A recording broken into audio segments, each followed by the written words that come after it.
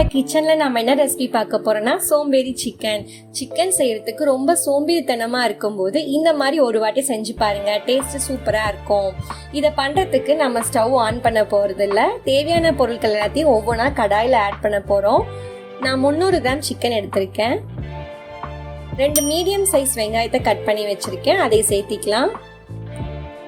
ஒரு தக்காளி கட் பண்ணி வச்சிருக்கேன், அதையும் சேர்த்திக்கலாம். இதுல நம்ம எல்லா பொருளையும் ஆட் பண்ணிட்டு அதுக்கப்புறமா தான் ஸ்டவ் ஆன் பண்ண போறோம்.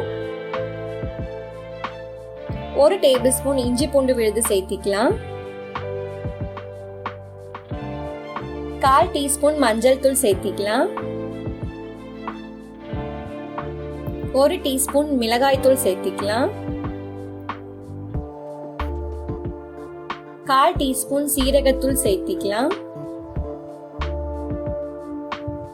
1 டீஸ்பூன் கரம் மசாலா சேர்த்திக்கலாம். 1/2 டீஸ்பூன் பெப்பர் சேர்த்திக்கலாம். 1 டீஸ்பூன் மல்லித்தூள் சேர்த்திக்கலாம்.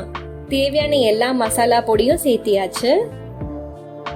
இப்ப கொஞ்சமா கொத்தமல்லி இலை போட்டுக்கலாம். இந்த டிஷ்க்கு தேவையான அளவு உப்பு ஆட் பண்ணிக்கலாம். இப்ப கொஞ்சமா எண்ணெய் ஆட் பண்ணிக்கலாம்.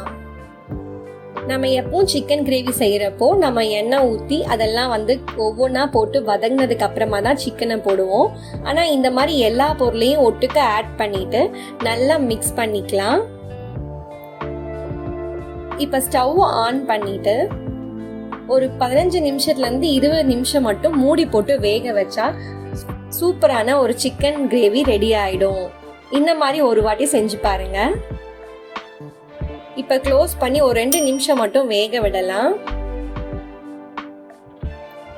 இப்ப ஓபன் பண்ணி இன்னும் கொஞ்சம் எண்ணெய் சேர்த்திக்கலாம். நல்லா கலந்து விட்டுக்கலாம்.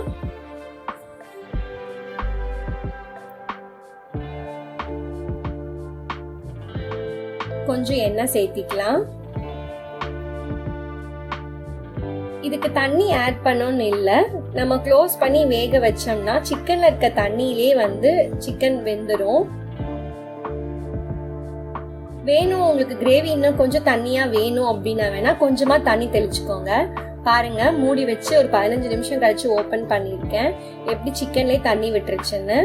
அதுலயே சிக்கன் நல்லா வெந்துடும். இன்னும் கொஞ்சம் சுண்டட்டும். நம்ம க்ளோஸ் பண்ணி ஒரு 5 நிமிஷம் கூட சேர்த்து வேக விடலாம்.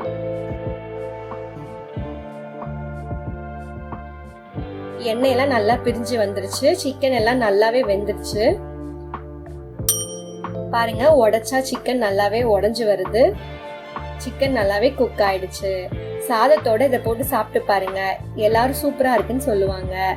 இந்த மாதிரி சிம்பிளான குயிக்கான ரெசிபிஸை உங்களுக்கு பார்க்கணும்னா என்னோட சௌமியா இந்த கிச்சன் சேனலை சப்ஸ்கிரைப் பண்ணுங்க. தேங்க்யூ ஃபார் வாட்சிங் மை வீடியோ.